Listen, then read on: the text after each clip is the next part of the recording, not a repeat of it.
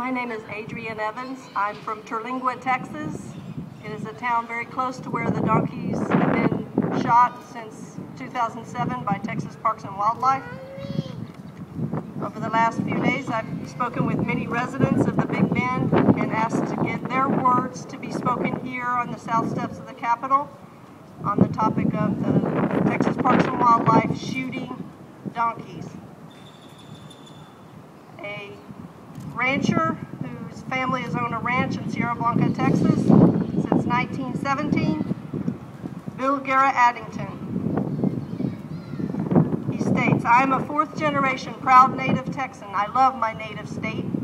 My grandfather came from Merida, Yucatan to Valentine, Texas during the Mexican Revolution in Mexico when he was 18. He came from Mexico with nothing and became a well-known pioneer of far west Texas, building a large ranch, farm, general store, and other businesses in Sierra Blanca. I wish I could be in Austin, 500 miles from our home, to speak for the voiceless burros, whose only, quote, crime was living on the land God gave us all. If these defenseless animals are in the Big Bend National Park, the Free Roaming Wild Horse and Burro Act of 1971 would protect them from being killed. Across our country, Republicans and Democrats, conservatives and liberals all agree. Protect the horses and burros. They are noble animals.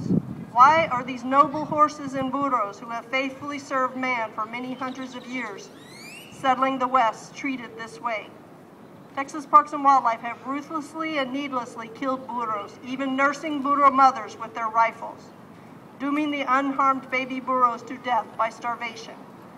If they were a domestic dog or cat, they could be charged with cruelty to animals under Texas law and go to jail for up to 5 years. I'm appalled by our state tax dollars being used to ruthlessly kill burros in our publicly owned state park. Where is the accountability for these uncaring public officials in the Texas Parks and Wildlife Department? Our civic duty demands we hold them accountable.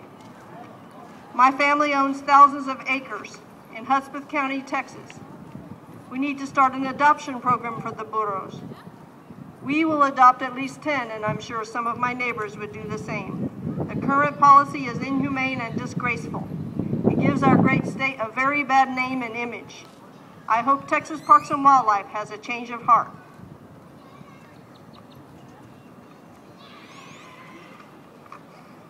I have another letter from Cindy Perry, who's a journalist and a writer from Alpine, Texas.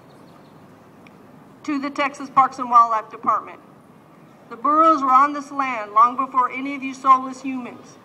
The burros we see today are the descendants of creatures that worked, pardon this pun, their asses off, to help us humans turn a desolate piece of Texas into a productive region, whether it was mining or gathering creosote or herding other animals. To slaughter these burros just so some rich hunters can in turn slaughter bighorn sheep for thousands of dollars is wrong, wrong, wrong. And tourists from out of our region and out of the state love to see the wild burros. Tourism is the primary economic engine in the Big Bend region. And you want to kill that too? I have a daughter who's 17 years old. She grew up in Terlingua, Texas, and she states, I don't want to go on a hike or a river trip and see a donkey carcass in the park.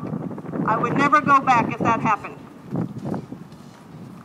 And then my husband, musician Butch Hancock, he states, when gas is $12 a gallon, you won't be able to ride a bighorn sheep to town. Everyone is going to have to learn how to take care of donkeys because they're going to need a team of them to pull their car to town. The main thing is they don't need to kill donkeys. I have a letter from a retired school teacher, Curtis Swafford, who rescues donkeys in Terlingua, Texas. I'm a simple man, so I use simple logic. To me, it goes well beyond the lack of intelligence to even consider putting the life of a plant over any life form in the animal kingdom.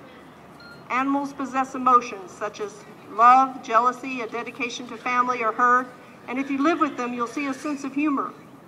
The only thing a plant possesses is vitamins, minerals, and calories. It's ridiculous that in this day and age, an organization like Texas Parks and Wildlife wants to wipe out several species just to accommodate a few. I wonder sometimes if whoever is making this policy has issues with their testosterone levels. I have another letter from another retired teacher, Sue Swafford. She's from Terlingua, Texas. Texas Parks and Wildlife has a larger purpose than simply accommodating hunters. Many of the people who visit the parks are sightseers, and they would be as thrilled to see a herd of wild burros as to see a bighorn sheep. Parks also preserve history, and burros are an important part of the settlement of the harsh desert environment of the Big Bend. A study needs to be done to understand the burro's impact on the area. It is such a vast area that both burros and sheep should be able to survive there. Many possible solutions exist, and one as drastic as shooting the animals that have borne man's burdens for hundreds of years should not even be considered. Furthermore, Mexican-owned burros have to have access to the Rio Grande for water, and shooting a Mexican national's farm animal or a child's pet can only worsen already tense relations with our neighbors to the south. But mainly, it's just the wrong thing to do.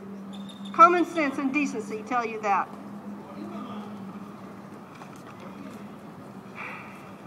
And I have a letter from my sister, Waverly Evans. She's a Houston resident.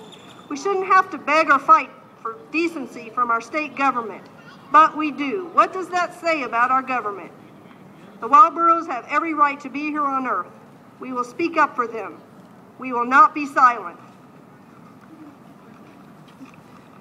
And as for me, about all I have to say, it is the last equine herd in Texas, the last wild equine herd in Texas. And we don't need to kill them. We need to leave them alone. Can we agree on that?